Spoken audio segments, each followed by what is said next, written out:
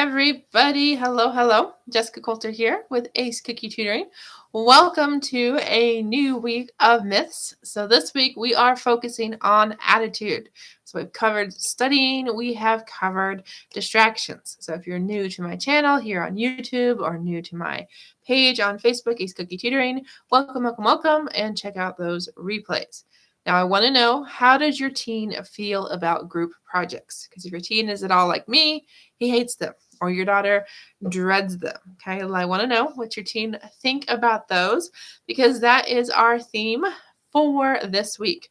And we're talking about this specifically because I have an event coming up in just 2 weeks called Love to Learn.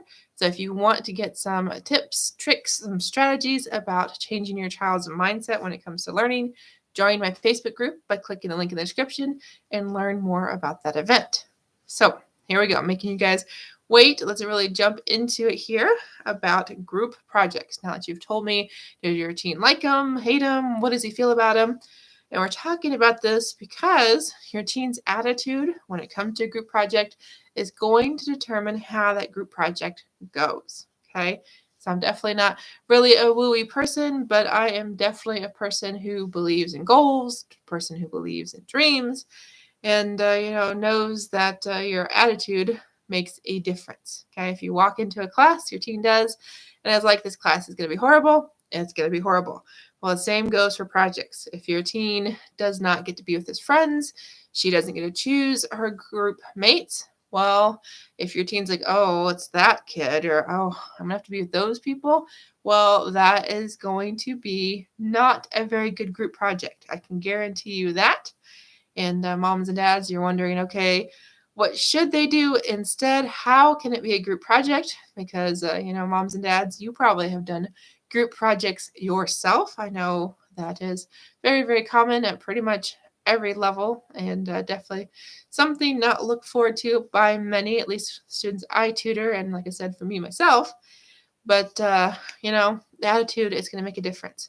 So your teen has to go from I have to work with so-and-so to I get to work with so-and-so. Makes a huge difference. Okay, so that's step number one, is that your teen needs to decide I get to, and think I get to, say I get to, instead of thinking I have to, or the teacher's making me, or I got stuck with, or we have to get rid of those thoughts, those feelings, because I gotta tell you, the results of that project, of that paper, of that presentation, whatever it might be, not going to be what you want as a parent, definitely not going to be enjoyable for your teen.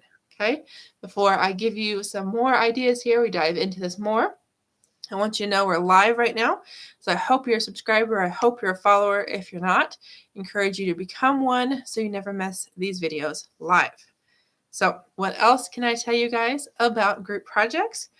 Well, I want you to know that your teen's going to end up in a group, okay? Whether he wants to, whether he doesn't want to, whether it's for one project, whether it's for an entire semester, okay? It can happen both ways, but your teen has to believe that he has good group members, okay? We all know that there are kids that are the good kids, the kids that don't do anything, the kids that can't be relied on, the kids that we know we can go to for every answer.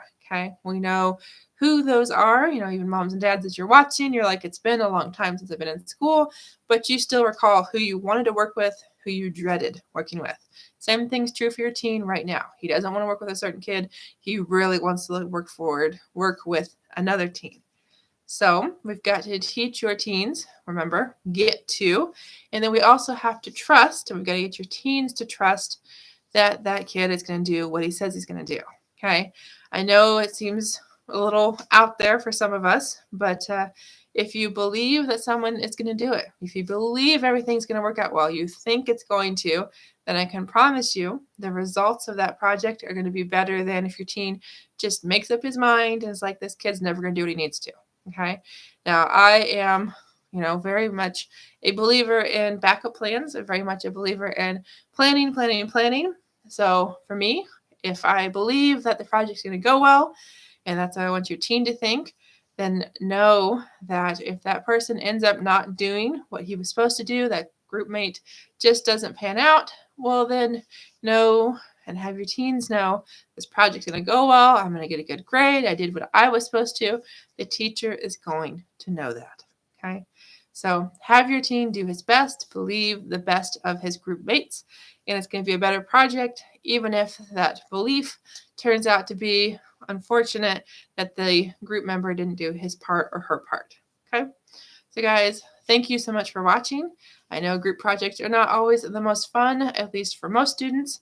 And, I want your teens to look forward to learning, no matter if that means one-on-one learning or if it means group projects. So join me in my group by clicking the link in the description so you can join us and learn more strategies about changing your child's mindset when it comes to learning. Specifically, I want you at the event Love to Learn. So thanks so much for watching. Have a great night and see you in the group very soon.